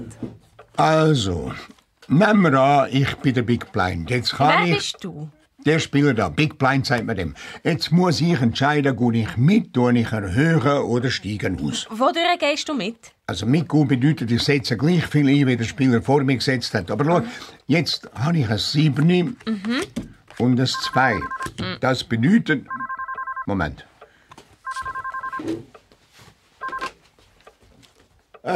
Trudi, grüß dich. Danke, und dir? Was? Ja, da komme ich nicht raus. Aber warte mal, ich frage die Lisa, die hat eine Ahnung von dem Internet. Lisa, weißt du, wenn man beim Internetbanking den Code eingibt? Was für ein Code? Ja, ich weiß es auch nicht, zum Geld schicken halt. Trudi, wem willst du denn Geld schicken? Ja, und wieso gehst du mit dem Bruder nicht auf die Bank? Leo! 2000 Franken. Leo, was ist los? Du bist einfach eine gute Seele, Trudeli. He? Leo! Ja. Leo, lass zu! Trudi, warte schnell. Jetzt Leo. stör nicht so. Jetzt, Trudi hat gerade Besuch von Bruno, unserem Neffen, der seit Jahren in Deutschland lebt. Und er will Geld. Er muss einen Mietvorschuss zahlen. Leo, das ist vielleicht ein Beschiss. Hast du schon mal vom Enkelbetrug gehört? Ja, schon, aber... Also... Nein, also, das kann doch nicht sein. Kann eben gleich sein. Der Leo hat dem Trudi gesagt, wir kommen rasch vorbei, zum helfen. Aber wo wir dort waren, war der Neffe Bruno natürlich weg. Ein dringender Termin. Ich habe Trudi gesagt, sie soll ihrem Bruno mal anrufen. Auf die Nummer, die sie schon lange hat. Der richtige Bruno hat abgenommen, aber gar nichts gewusst von dieser Mietgeschichte. Die Trudi war ganz schön durcheinander. Spinnen gibt's. Habe ich mir das am Ende auch eingebildet? Nein, aber ihr habt Glück gehabt, dass ihr nicht reingefallen seid. Aber der Bruno ist doch kein Betrüger. Hat der Mann an der Türen ausgesehen wie der Bruno? Ja, weisst, ich sehe halt nicht mehr so gut. Grauer Star. Aber ich habe ihn gefragt, Bruno, bist du's? Und er hat gesagt, ja klar, ich bin der Bruno. Ja, genau, so war es. Ja, genau so machen es die Enkelbetrüger eben. Was hast du denn gesehen? Eine rote Kappe hatte er an. Und dann so 2 Pünktchen, glaube ich. Also Muttermal im Gesicht. Aber eben, ich sehe es nicht mehr so.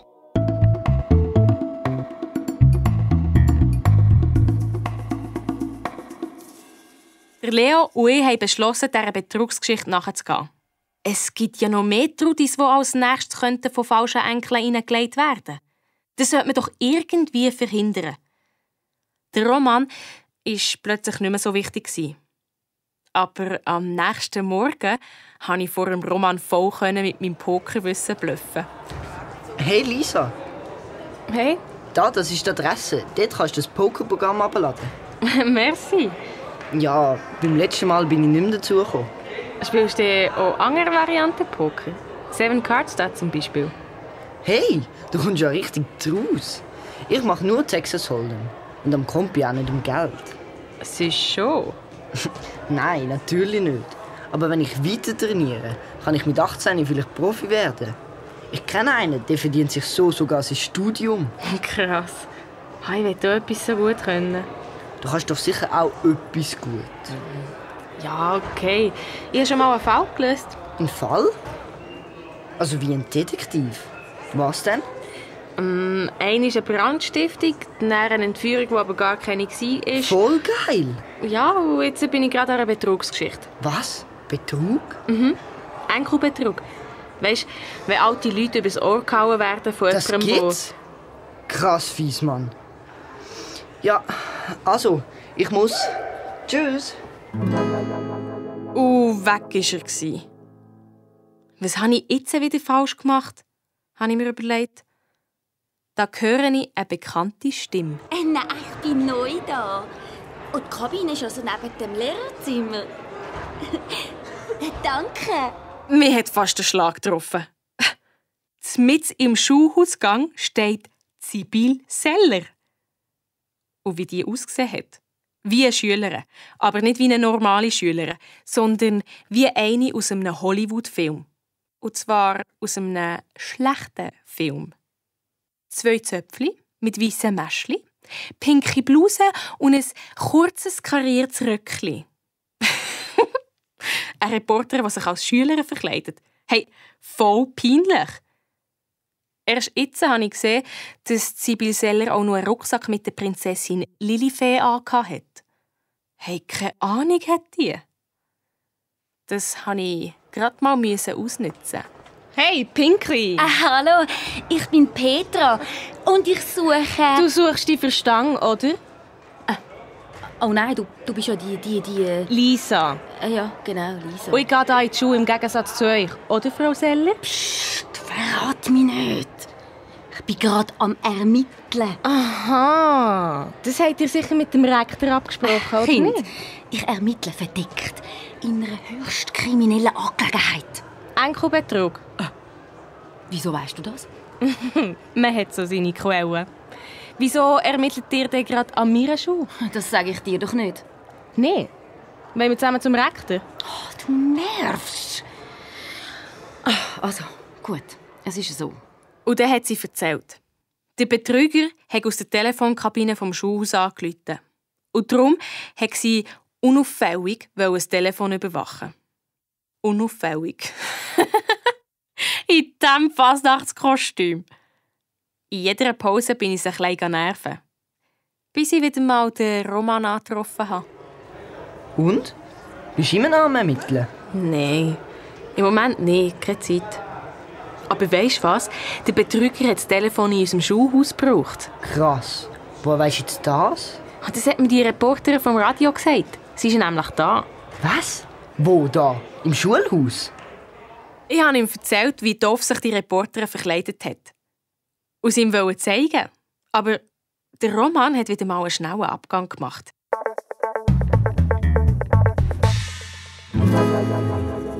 Am nächsten Tag habe ich gemeint, jetzt sind alle durchgeknallt. Die Reporterin ist wieder verkleidet im Schulhaus herumgeschlichen, aber auch der Roman hat plötzlich ganz anders ausgesehen. Er hatte so Zöpfchen in seinen kurzen Haaren. Verlängerte künstliche Haare. Extensions! Ich habe ihn gerufen, aber er hat mich nicht gehört. Oder nicht hören. Keine Ahnung. Nach der Schule bin ich beim Leo vorbei. Weisst, das haben junge Burschen in dem Alter. Sie wissen nur nicht, wer sie sind, dann probieren sie halt ein bisschen. Ja, schon, aber also bitte. Ich habe als Bub auch mal die Haare wachsen lassen. Leo, wir reden hier von Zöpfchen, von künstlichen Zöpfchen. Weisst, Extensions. Ich hatte das damals als Geschnurr im Dorf. Ha. In den nächsten Tagen ist der Roman gar nicht mehr in die Schule gekommen. Ich habe ihm ein SMS geschrieben. «Bin krank», ist zurückgekommen. Kein Gruß, nichts. Erst am Abend ist er plötzlich auf Facebook aufgetaucht, hat mit mir angefangen zu chatten. Lisa, stell jetzt mal den Kompi ab! Ja! Hey Lisa, wie geht's? Gut. Und dir? Nicht so. Stecken in der Scheiße. Was ist denn los? Ausgeraubt. Ganze Familie in Frankfurt. Alles weg. Kannst du helfen? Brauchen Geld. Lisa! Ich sage dir jetzt zum letzten Mal! Brauchen Geld. Ziemlich direkt, Roman, habe ich gedacht. 400 Franken hätte er wollen. Klar, die Billette für die Rückreise sind weg, Kreditkarten haben es auch. Sicher wollte ich ihm helfen und Geld auf Frankfurt schicken. Soll ich meine Mutter fragen? Habe ich überlegt. Vielleicht doch eher der Leo. Der versteht es. Lisa, ich zweifle an deiner Intelligenz. Ah, spinnst, Leo? Das ist ein Notfall. Aha, und wieso geht der Roman unter der Woche mit seiner Familie auf Frankfurt, sagt aber, er sei krank? Weiss ich doch nicht. Aber es geht uns auch nicht an. Also, wenn jemand alte Leute anbettelt, dann wirst du sofort misstrauisch. Aber wenn dich jemand im Facebook um Geld fragt, dann glaubst du ihm. Ah, Leo, das ist der Roman. Und es ist dringend. Es ist immer dringend bei diesen Kogenschelmen. Lüt ihm doch einmal an. Ja, aber sein Telefon ist geklaut worden. Lisa, ich komme nicht raus bei dem Facebook. Aber wenn du wirklich ganz sicher bist, dass es der richtige Roman ist...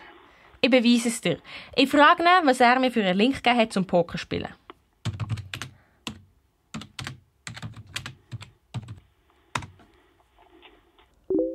Schau, schon kommt die Antwort. Was soll das, Lisa? Wir brauchen das Geld. Ja. Schreib den Link hin. Bitte.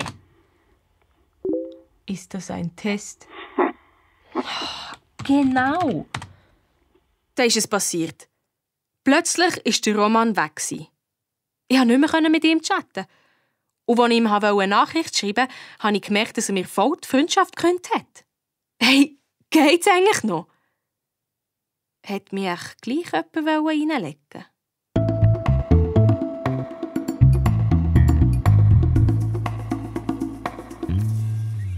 Es hat mich wirklich jemand reinlegen. Als der Roman nämlich wieder in die Schule kam, hat er gesagt, sein Facebook-Konto sei gehackt worden. Irgendjemand hat sich als Roman ausgegeben und hat seine Freunde auf Facebook angepumpt. Die haben Geld auf Frankfurt geschickt und das ist dann wahrscheinlich mit einem gefälschten Ausweis abgeholt worden. Bei so einer Geldüberweisungsfirma. 3 von seinen Freunden sind darauf hineingefallen und haben je 400 Franken geschickt. Bitter. Ich bin dann mit dem Roman zu Mittag essen und er bei der Leichtathletikanlage auf die grosse Steinstege gesessen. Er hat mir alles erzählt. Und jetzt habe ich das Passwort zurückgesetzt. Eigentlich sollte alles wieder gut sein. Und deine Frise hast du auch zurückgesetzt? Ja. Zum Glück. Mit so Zöpfchen, das geht überhaupt nicht. Das war auch nur ein Versuch. Jetzt siehst du wieder richtig gut aus. Findest du? Mhm. Und das halten wir jetzt fest. Oh nein! Doch, Smile! Und jetzt noch eins. Zusammen, komm. Nein, kein Foto. Ah. Mögen wir da drauf? Sicher. Wieso nicht? Zusammenrücken.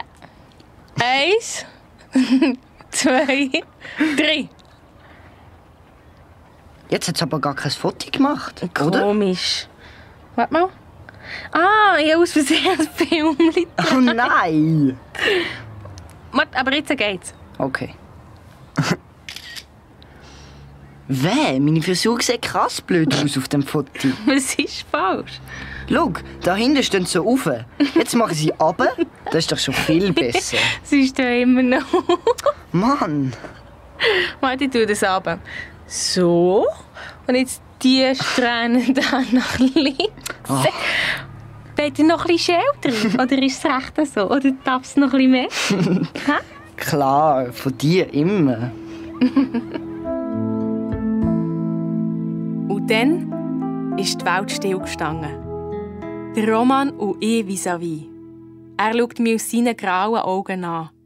Ich, wie hypnotisiert, meine Hang immer noch an seinem Kopf, aber ich konnte sie nicht mehr bewegen. Ich hatte das Gefühl, ich sei schwer wie ein Stein und gleichzeitig ein Federchen, das vom Wind locker weggeblasen wird. Im Roman seine Augen sind mir plötzlich riesig vorgekommen. Ich habe jedes Detail drinnen gesehen. Der Roman, direkt vor meinem Kopf. Aber eigentlich habe ich das erst gecheckt, als ich seine Lippen auf meine gespürt habe.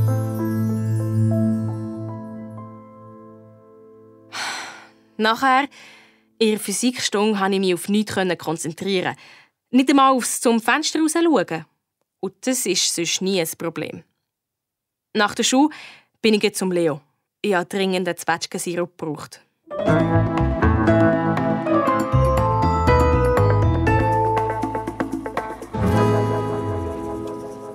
So. Jetzt sag, was ist los mit dir, Lisa? Nichts. Wieso? Ach komm, ich sehe es dir doch an der Nasenspitze an. Etwas ist passiert. Hast du den Betrugsfall gelöst? Ah, der Fall ist doch doof. Also dann hast du 6 im Franz-Test gehabt. Geht's noch? Dann bist du verliebt. Wieso? Nein. Erzähl. Aber voll nicht fest. Wie heisst er? Ich habe Leo vom Roman erzählt. Ja, und dass wir uns geküsst haben. Irgendwie hat alles aus mir raus müssen. Ich habe auch gesagt, dass es komisch war beim Zurücklaufen zum Schulhaus. Und dass mir nicht klar geworden ist, sind wir jetzt zusammen oder nicht? Am besten ist es, du schreibst ihm jetzt einen Brief und schüttest dein Herz aus. Na, spinnst? Am besten geht nur ein Liebesgedicht. Ja, das ist eine tolle Idee. Brauchst du Hilfe? Oh, Leo! Also ich habe einmal ein schönes Gedicht geschenkt bekommen. Das ist so gegangen. Unter einem Apfelbaum kamst du mir in meinem Traum. Wieso lachst du? Das geht noch weiter. Also. Es sind noch etwa 100 Zeilen mehr gekommen. Voll langweilig. Okay, zu seiner Zeit hat es noch keine SMS gegeben. Aber der Leo hat mir auf jeden Fall nicht weiterhelfen.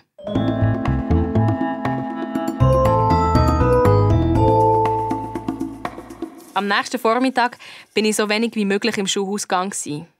Ich hatte richtig Angst, den Roman zu treffen. Am 11. Uhr ein SMS. War voll schön gestern. Heute um 11:45 vor Mikro. Römu. Mein Herz hat den Gump gemacht. Wir sind wieder zur Stein gestiegen. Haben uns im Fall voll viel zu erzählen gehabt. Irgendwie komisch. Da redet wir lang gar nicht miteinander und dann plötzlich über fast alles. Und ich habe gemerkt, dass mir der Roman immer noch besser gefällt. Und dann sagt mir der Mike, nein, er gibt mir seine Deutschnotizen nicht. Krass asozial, oder? Ja, schon. Ich meine, ihm kommt es ja eh nicht drauf an. Ja, Und er ist so ein Bonzensöhnli. Ich meine, 5000 Stutz wäre bei seiner Familie kein Thema. Das wird einfach gezahlt und fertig. Wieso 5000 Stutz? Ja, einfach. Rein theoretisch. Wenn du 5000 Stutz müsstest auftreiben, wie würdest du es machen? Keine Ahnung. Wieso? Also, wenn es passiert. Remo, brauchst du Geld? Nein, nicht mehr. Also nicht. Nicht mehr oder nicht? Ist ja gleich, Mann. Komm, wir gehen zurück. Beim Zurückgehen hat der Roman nicht mehr viel gesagt. Hat mir kaum Tschüss gesagt. Und auch ich war am Überlegen. Hat der Roman Schulden? Oder mal gehabt? Und wieso kommt er gerade auf 5000 Steine? Und plötzlich ist mir ein unheimlicher Gedanke gekommen. Der Enkelbetrüger hat doch auch genau 5000 Stutz wollen. Zufall oder nicht? Und was ist mit dem Facebook-Betrug? Hat der Roman echt gleich etwas mit dieser Sache zu tun?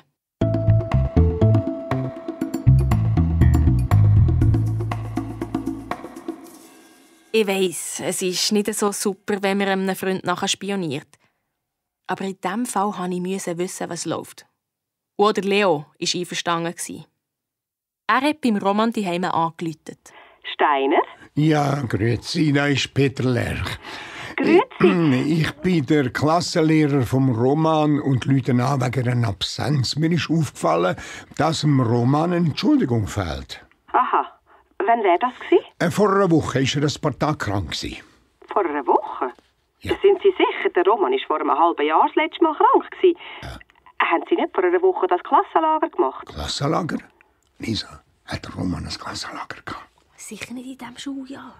Oh, Frau Steiner, ja, Sie haben recht. Ja, jetzt sehe ich, ich bin da ein Ziel verrutscht. Es ist ja gar nicht der Roman, sondern der Ramon.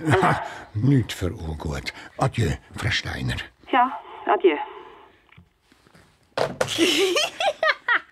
Ihr Ziele verrutscht. Der Ramon. Das ist wirklich die dümmste Ausrede, die ich je gehört habe. Ja, hast ja recht. Aber immerhin wissen wir jetzt, der Roman hat Dreck im Stecken.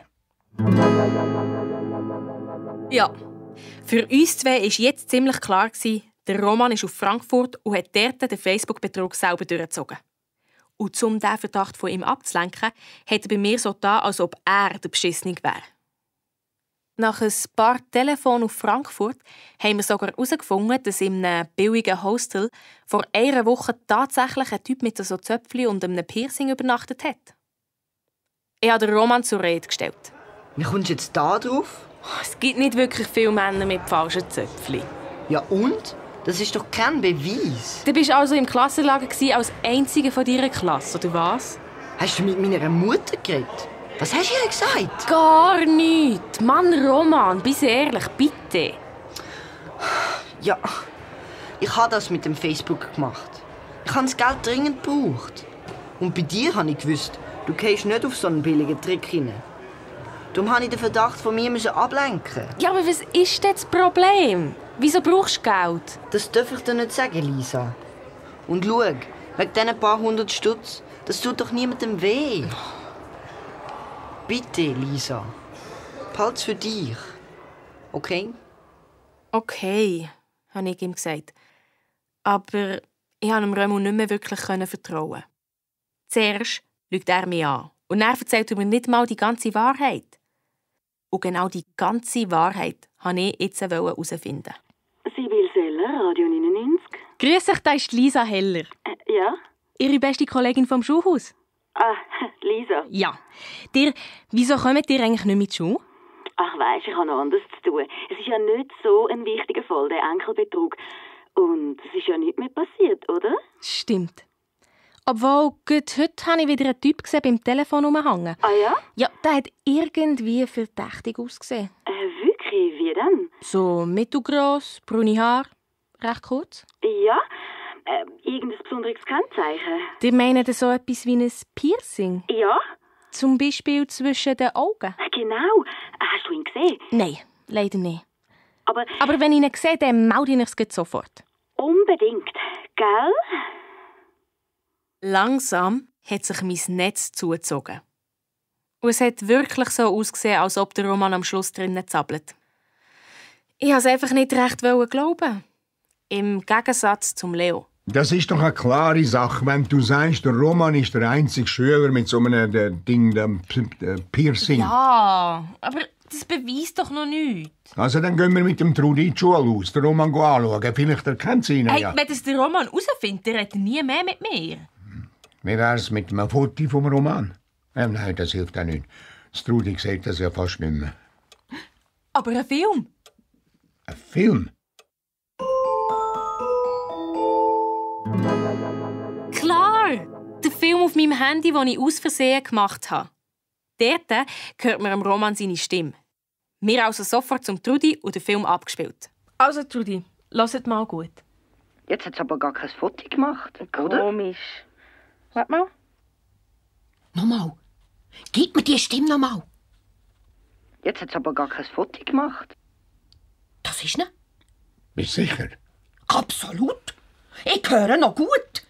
Das ist der Betrüger, der mir gesagt hat, er sei der Bruno. Eben doch.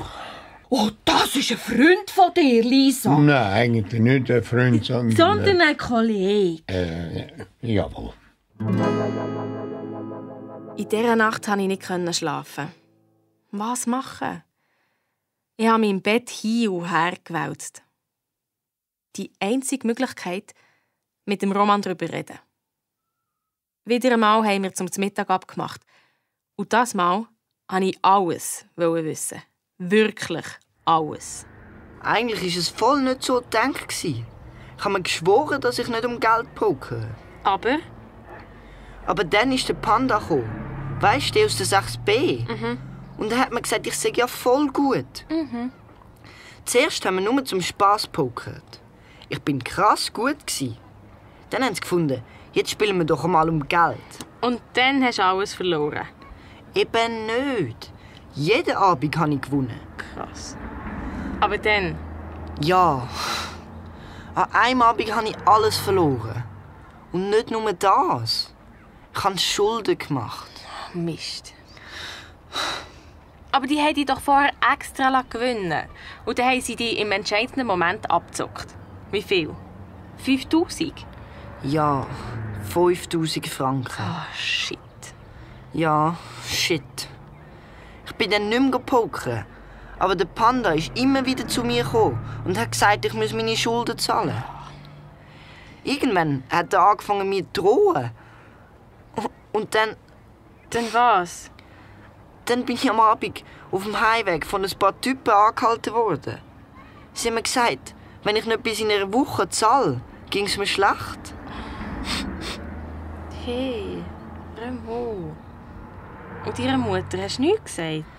Weisst du, wie hart sie jeden Tag arbeitet, dass meine Schwester studieren kann? Weisst du, wenn sie das letzte Mal in der Ferien war? Und dann sind im Remo Tränen gekommen.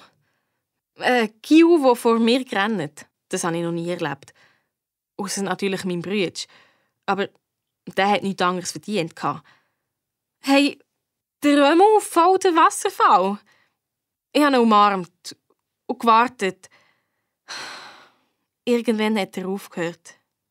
Irgendwann sind wir zurück. Und irgendwann am Nachmittag bin ich daheim. Ja. Jetzt sitze ich da in meinem Zimmer und weiss auch nicht weiter. Da kann man eine super Detektivin sein. Detektiv, primitiv, Detektiv, primitiv. Hebt die Klappe! Schlitz die Türe nicht immer so, Lisa! Da kann man super ermitteln, aber was, wenn man sich in Täter verliebt? Gerade vorher hat mein Handy geläutet. Der Remo. Aber ich wollte nicht abnehmen. Jetzt soll ich den Roman verpfeifen? Oh Mann, ich weiss genau, was der Leo sagen würde. Es geht um 5000 Franken. Lisa, du willst doch nicht einen Verbrecher schützen. Aber der Remo ist doch eigentlich kein Verbrecher. Auf jeden Fall nicht wirklich ein richtiger. Er ist mein Freund und Freunde sollten mir doch helfen.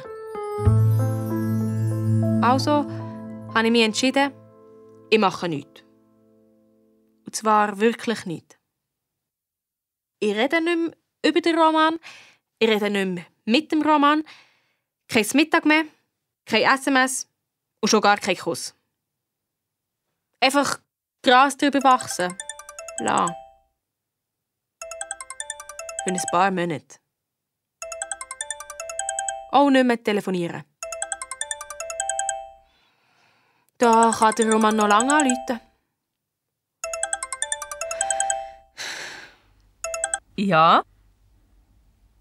Ciao, Remo. Ich habe natürlich gleich abgenommen. Das mit dem Gras drüber wachsen hat nicht funktioniert. Für das habe ich den Remo halt gleich einfach zu gern.